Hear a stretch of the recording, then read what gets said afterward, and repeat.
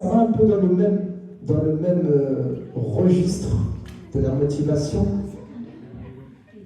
où la personne elle dit mon mari ne prie pas, ou il prie en retard, comment l'aider à raffermir sa religion.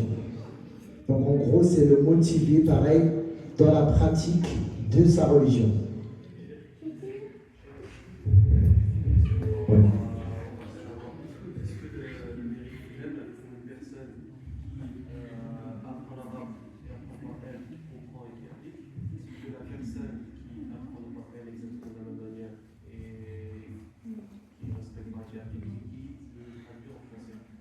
Qui apprend et qui le traduit en français.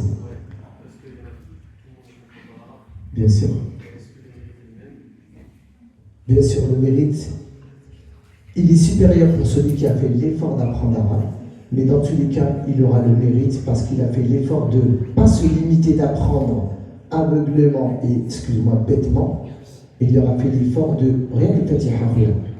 Le Fatiha, normalement, subhanallah, tu récites minimum 17 raka'a par jour, le Fatiha.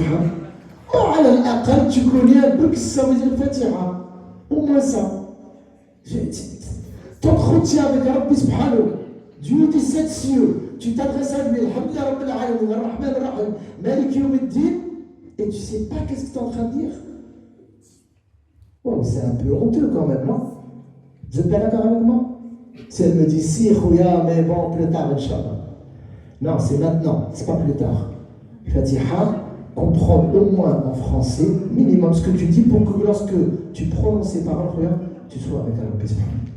Tu vois, tu te concentres sur ce que tu dis. Allah.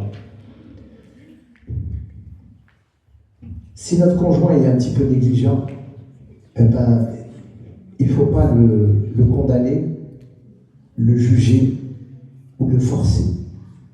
La pédagogie de l'exemple, elle est toujours la première. Sois le premier à faire le bien.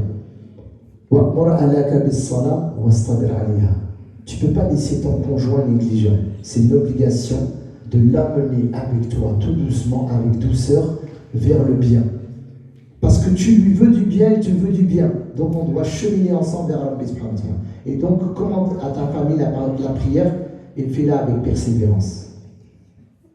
La meilleure da'wa, c'est l'exemple. La meilleure da'wa, c'est l'exemple.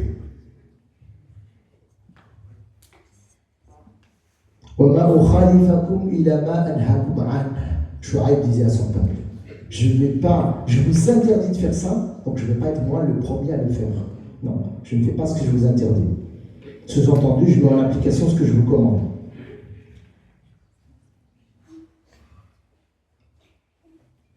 Et donc l'encourager avec douceur, au lieu de lui dire pourquoi tu ne pries pas, pourquoi tu as encore raté ta prière, lui plutôt une parole positive, viens on va prier ensemble, tiens il y a l'Adèle, viens on va faire la prière.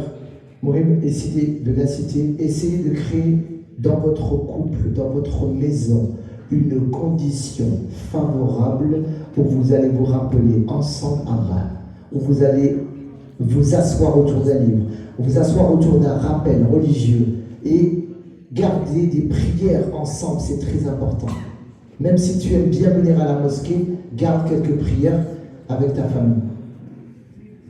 Donc il faut créer un environnement propice de foi à la maison. Et dans tous les cas, les doigts. Parce que les doigts, elles sont puissantes quand elles viennent d'un cœur sincère. Les doigts sont puissantes quand elles viennent d'un cœur sincère. Et le professeur avait pour habitude de dire Ya muqallib al-qulub, thabbit qulubana ala dinik. Tu peux dire Ya muqallib al-qulub, thabbit qalb zawjati ou la qalb awladi ala dinik. Tu fais le dua pour qu'Allah raffermisse leur cœur sur sa religion.